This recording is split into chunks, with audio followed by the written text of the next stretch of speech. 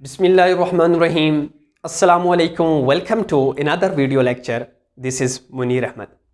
Dear students, हम kingdom protista को discuss कर रहे हैं। अगर आपने प्रीवियस लेक्चर्स देखे हों तो मैं आपसे एक क्वेश्चन पूछूं कि किंगडम प्रोटिस्टा में जो ऑर्गेनिजम्स हैं उनको हमने कितने मेजर ग्रुप्स में डिवाइड किया है, तो डेफिनेटली आपका यही आंसर होगा कि सर हमने 3 मेजर ग्रुप्स में डिवाइड किया है। एक को नाम दिया था एनिमल लाइक प्रोटिस्ट का, जो हम प्रीवियस डिटेल से डिस्कस कर चुके हैं जो प्रीवियस लेक्चर्स हुए। दूसरे को नाम दिया था प्लांट लाइक प्रोटिस्ट और थर्ड ग्रुप को नाम दिया था फंजाई लाइक प्रोटिस्ट। और जो प्लांट लाइक प्रोटिस्ट हैं इनको हम डिस्कस कर रहे हैं कि प्लांट लाइक प्रोटिस्ट क्या हैं। प्लांट लाइक प्रोटिस्ट को फर्दर कुछ ग्रुप्स में या फाइला में डिवाइड किया है, जिसमें euglenoids, dinoflagellates, diatoms, brown algae, rhodophyta and chlorophyta शामिल है। ये जो प्लांट लाइक प्रोटिस्ट के ये ग्रुप्स हैं, इनमें से जो फर्स्ट 4 जो मैंने नाम लिए, जिसमें यूग्लिनाइड्स, डायनोफ्लैजिलेट्स, डायटॉम्स एंड ब्राउन एल्गी, इनको हम प्रीवियस लेक्चर्स में डिटेल से डिस्कस कर चुके हैं। आज हम प्लांट लाइक प्रोटिस्ट का नेक्स्ट स्पेसिफिक ग्रुप डिस्कस करने जा रहे हैं, जिसका नाम है रोडोफाइटा। रोडोफाइटा क्या है? रोडोफाइटा जो ग्रुप है, इसका नाम रोडोफाइटा क्यों है, और फिर इस ग्रुप में जो ऑर्गेनिजम्स हैं उनकी जनरल कैरेक्टरिस्टिक्स क्या हैं, with the help of diagram हम समझने की कोशिश करेंगे। फिर लास्ट में जो रोडोफाइटा या रेड एल्गी है, इसकी इंपॉर्टेंस को भी देखेंगे। ये जो रेड एल्गी है, इसकी कुछ स्पीशीज ऐसी भी हैं जिनको ह्यूमन एज अ फूड भी यूज करते हैं। Sir as a food use क्यों करते हैं? इस वजह से क्योंकि ये रिच सोर्स है कैल्शियम का, इसके अलावा इसके अंदर मिनरल्स भी पाए जाते हैं। अब इन्हीं रेड एल्गी से एक प्रोडक्ट निकाला जाता है जिसका नाम है कैराटिनेन या कैराटिनेन। वो प्रोडक्ट एक ऐसा प्रोडक्ट है जिसका पाउडर बनाया जाता है और चॉकलेट और मिल्क को मिक्स करने के लिए यूज होता है। इसके अलावा रेड एल्गी से एक और इम्पॉर्टेंट प्रोडक्ट भी निकाला जाता है जिसका नाम मोस्टली आपने बुक्स में भी देखा होगा और आपने नाम सुना भी होगा, एगर का। तो जो एगर है वो हमारे पास जेल लाइक मटेरियल होता है जो माइक्रोब्स की कल्चर के लिए यूज होता है। तो ये सारे जितने भी प्रोडक्ट हैं ये हमारे पास कहाँ से ऑब्टेंड किए जाते हैं? रेड एल्गी से या रोडोफाइटा के ग्रुप के मेंबर्स से ऑब्टेंड किया जाता है। तो इंपॉर्टेंट है या नहीं? तो इंपॉर्टेंट है। सो लेट्स स्टार्ट रोडोफाइटा और रेड एल्गी। डियर स्टूडेंट्स, सबसे पहले हमारा हमेशा यही क्वेश्चन होता है कि सर इस ग्रुप का नाम रोडोफाइटा है तो क्यों है? तो ये लैटिन वर्ड रोडो से निकला है जिसका मतलब होता है रोज कलर और रेड, और फाइटा का मतलब आपको पता है एल्गी या प्लांट्स को कहते हैं। तो इस ग्रुप में जो एल्गी हैं उनका कलर जो है वो रेड है, इस वजह से इस ग्रुप का नाम रोडोफाइटा भी है और जनरली इसको हम रेड एल्गी कहते हैं। जो रेड एल्गी की जो क्लास है इसको हम रोडोफाइसी के नाम से भी जानते हैं। अब इन प्लांट्स का कलर रेड होता है, ये खूबसूरत होते हैं, इस वजह से इन्हीं को हम शोई का नाम भी देते हैं, यानी ये ब्यूटीफुल होते हैं, इस वजह से इनको हम शोई भी कहते हैं। अभी हमारे माइंड में ये भी क्वेश्चन है कि सर इनका जो कलर है वो आपने बता दिया रेड होता है इन एल्गीज का, लेकिन रेड होने की वजह क्या है? तो रेड होने की रीज़न यह है कि इनके अंदर पिगमेंट्स पाए जाते हैं जिनकी वजह से इनका कलर रेड होता है। अब पिगमेंट्स कौन से हैं? इनके अंदर डिफरेंट कलर के पिगमेंट्स, क्लोरोफिल ए भी होता है, क्लोरोफिल डी भी होता है, इसके अलावा फाइकोसाइनिन भी होता है एंड फाइकोअराइथ्रीन भी होता है।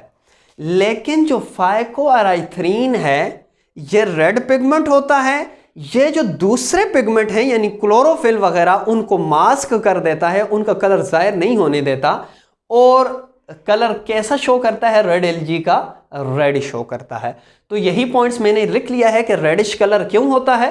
Reddish colour of algae is due to red accessory pigment.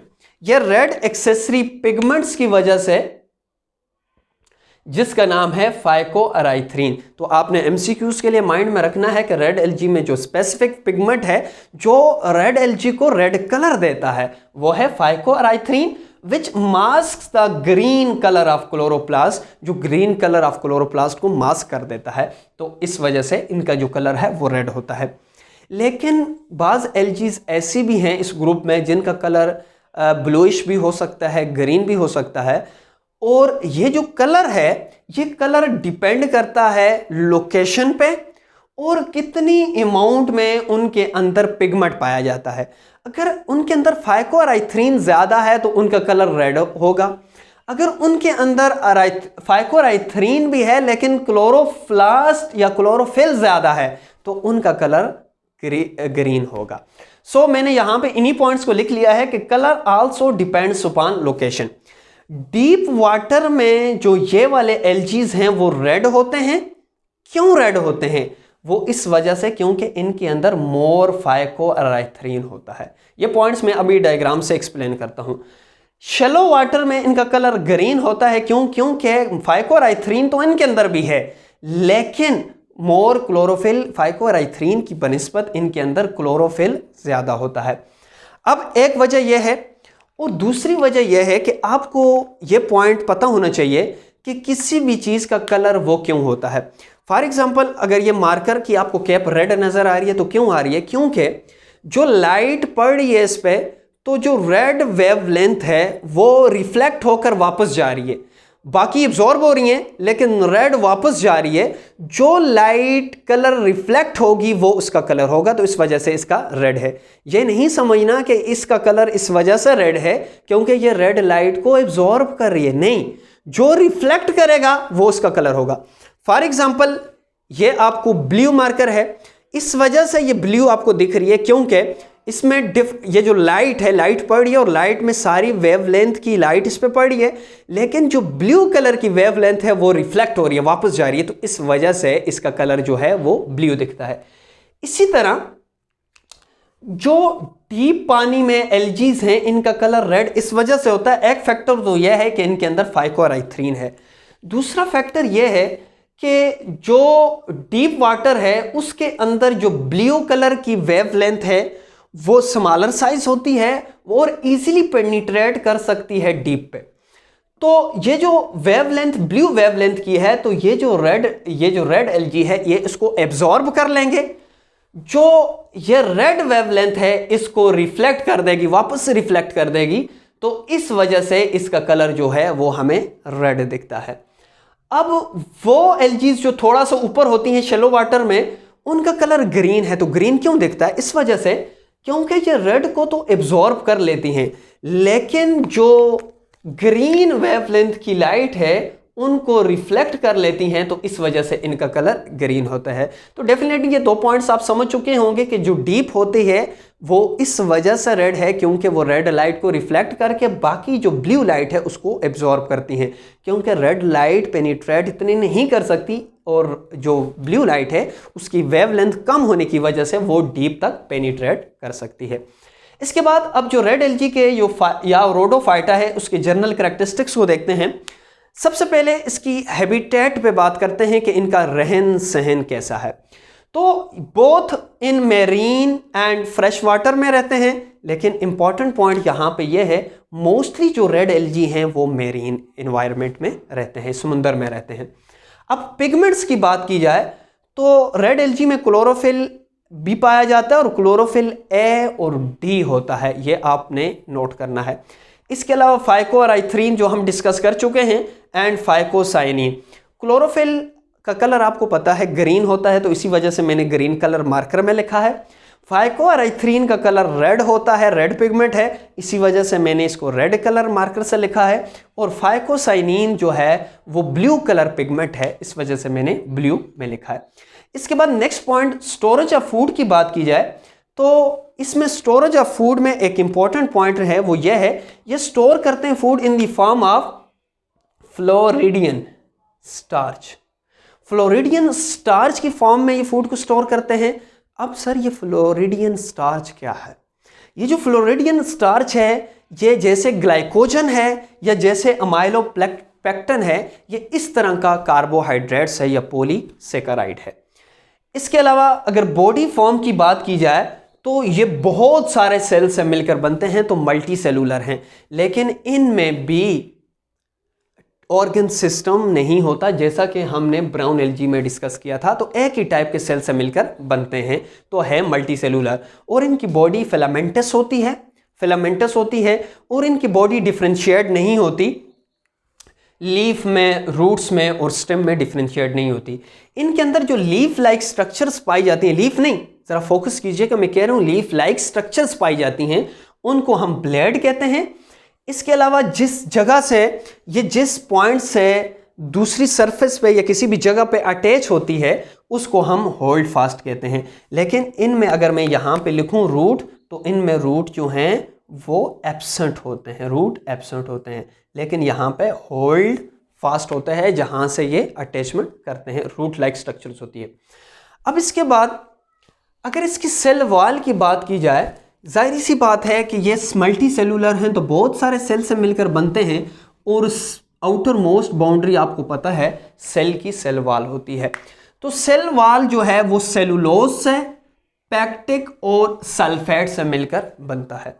अब इसके बाद इसकी रिप्रोडक्शन की बात की जाए कि ये रिप्रोड्यूस कैसे होता है, तो ये 3 मेथड से रिप्रोड्यूस होता है। एक मेथड है वेजिटेटिव, दूसरा मेथड है एसेक्सुअल और तीसरा मेथड है सेक्सुअल रिप्रोडक्शन। वेजिटेटिव में यह होगा कि फ्रेगमेंटेशन होगी। फ्रेगमेंटेशन का यह मतलब है कि ये छोटे पीसेस में टूटेगा और वो अलग से एक एल्गी बन जाएगी। दूसरा है एसेक्सुअल। एसेक्सुअल मेथड में स्पोर्स बनेंगे और स्पोर्स जो हैं वो नॉन मोटाइल होंगे और यही जो स्पोर्स हैं वो डिप्लॉइड बॉडी बना देंगे। जो सेक्सुअल रिप्रोडक्शन है वो एक मेथड से होती है जिसको oogamous कहते हैं। सर ये oogamous क्या है? oogamous कहते हैं कि जब 2 डिफरेंट साइज के गेमीट्स मिले, फॉर एग्जाम्पल जो मेल गेमीट जो फीमेल गेमीट है, यहां पे मैंने ये ड्रा किया हुआ है, इसका साइज लार्ज है और जो मेल गेमीट है इसका साइज क्या है? स्मॉल है। जब 2 डिफरेंट साइजेस के 2 डिफरेंट गैमीट्स मिलें और उससे जो प्रोडक्शन हो उसको हम सिंपली डिटेल में नहीं जाते, उसको हम oogamous कहते हैं। तो इसमें जो ये फीमेल गैमीट जो है, मेल गैमीट जो है नॉन मोटाइल होता है। नॉन मोटाइल इस वजह से होता है क्योंकि इनके अंदर फ्लैजेला एब्सेंट होता है, फ्लैजेला एब्सेंट होता है। अब क्वेश्चन यह है कि अगर फ्लैजेला एब्सेंट है तो इनकी मूवमेंट कौन करवाता है? जाहिर सी बात है कि मेल गेमीट ने फीमेल के पास जाना है, ये तो ह्यूमंस नहीं है। तो फिर उस केस में यह है कि इस वजह से हम कहते हैं कि इनकी रिप्रोडक्शन के लिए वाटर, इनकी जो प्रोडक्शन है उनके लिए वाटर की ज़रूरत है, तो ये थ्रू वाटर ये मूव करते हैं एक जगह से दूसरी जगह। अब इसके बाद लास्ट में इसकी इंपॉर्टेंस पे बात करते हैं। ये provide food to aquatic life, ये एक्वेटिक लाइफ के लिए जो फिशेस हैं उनके लिए एज अ फूड भी है।